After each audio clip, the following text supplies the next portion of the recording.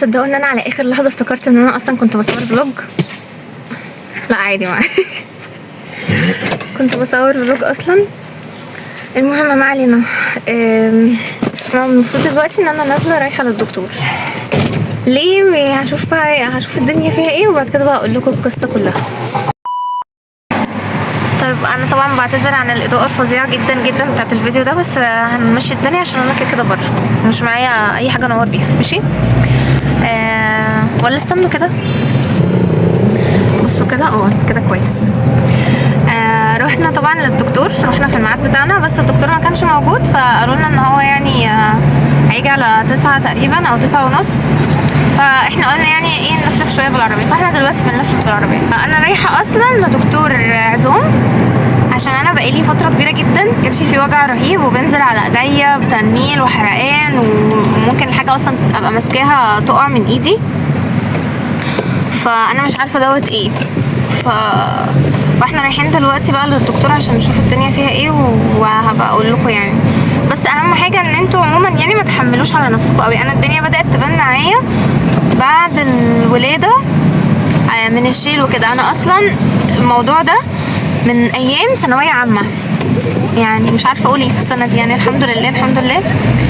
بس انا من اياميها بقى، من ايام شيل الشنطه واللف في الدروس، وانا من النوع اللي هو جنب الحيط قوي يعني. فاللي هو كنت بحب اخد معايا كل الحاجه بتاعه الدروس كلها اللي انا رايحاها النهارده.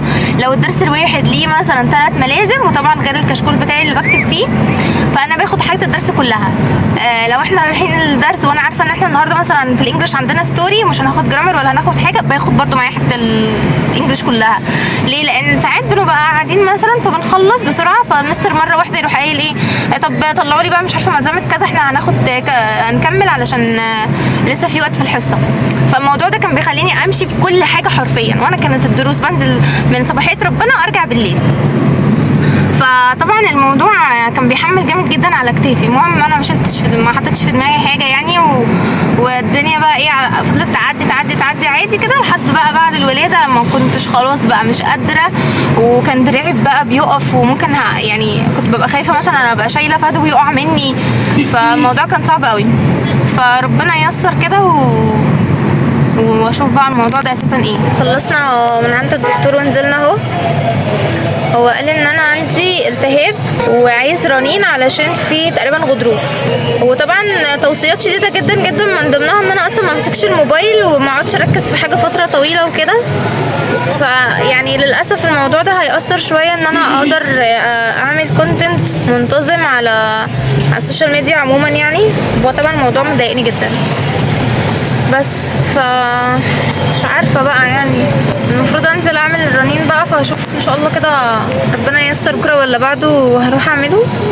وبعد كده اروح الاسبوع الجاي، وكتب لي على ادويه اجيبها بقى اخدها يعني لحد ما اروح له يعني، عشان غالبا ممكن احتاج برضو علاج طبيعي، او مش غالبا، هو شكلي كده هحتاج علاج طبيعي. جبت قصب على صوبيا. والله انا مش عارفه الفلوج ده هينزل مع الفلوج التاني يعني، هو المفروض نفس الفلوج. انا بصور كده فلوج واحد، سوري على الاضاءه، انا كده بصور فلوج واحد بس معرفش بقى في المونتاج كله هينزل على بعضه ولا ايه يعني. لو لقيته اطول ممكن انزل بقى الفلوج ده لوحده في فيديو تاني، بس في كل ده هيبان. فبس جبنا قصب على صوبيا طبعا كالعاده ومروحه البيت. Several long days later. رايحه اهو دلوقتي اعمل الاشعه، فان شاء الله متيسره ان شاء الله. جماعه قولوني وجعني قوي بجد من كتر القلق. مش عارفه، انا اللي اعرفه يعني ان الرنين ده بيعمل اصوات بجد كده مزعجه قوي، وانا اول مره في حياتي هعمله. حاسه ان انا قلقانه. قولوني بجد مش قادره والله، بطني وجعاني قوي، ربنا يسترها. حجزت بس لسه بدري قوي لحد ما اعرف انا اصلا دوري النهارده ولا امتى. فهنروح البيت وبعد كده هنزل كمان ساعه مثلا. نزلنا تاني اهو. حسيت الطرحه الاول شكلها كان مظبوط اكتر، مش عارفه بتضايق قوي من الموضوع ده. حد فيكم برضو بيلاحظ حاجه زي ديت او بتضايق منها؟ لو انتوا كمان كده اكتبولي في الكومنت. الكومنتات. بس أنا بجد فعلا الاول كانت مظبوطه، قعدت الف فيها كتير قوي عشان اظبطها، بس في الاخر طلعت كده، مش عارفه بقى. يا سلام. ماشي. المهم انا رحت، بص الدوشه دي كلها احنا جينا نجيب عيش.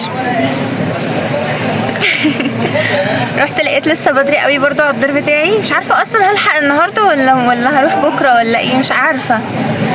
ما علينا، احنا هناخدها بطريقه ايجابيه شويه، ان انا بتفسح في الحر بس اوكي زي بعضه يعني، احسن من قعده البيت.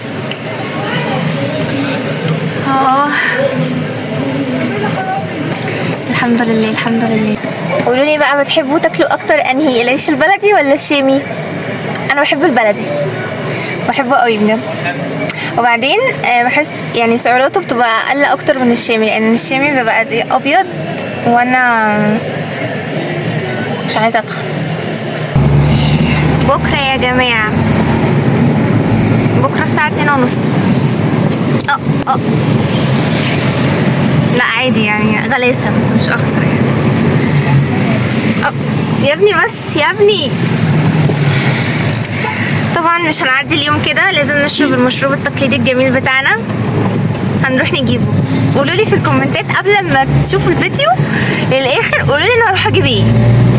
لو شاطرين وعارفيني كويس هتعرفوا.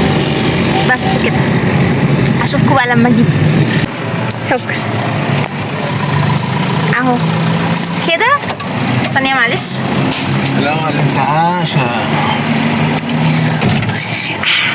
كده انا مستعده اواجه الشمس.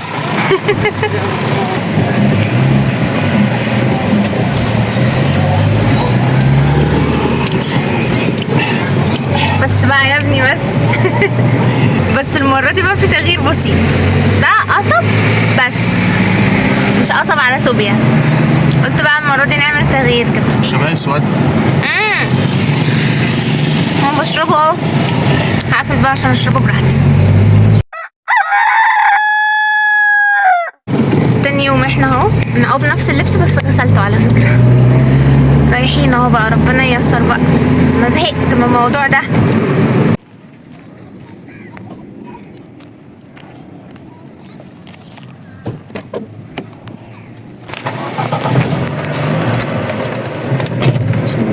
واخيرا خلصت.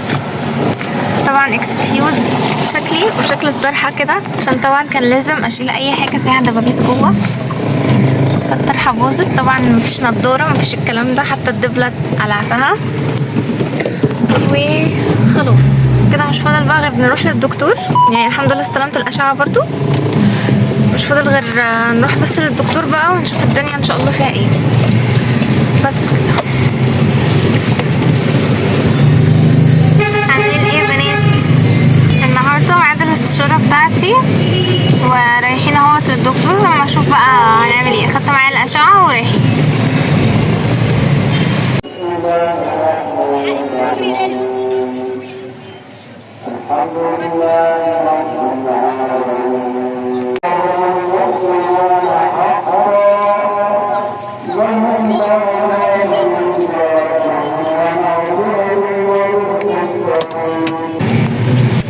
نزلت من عند الدكتور.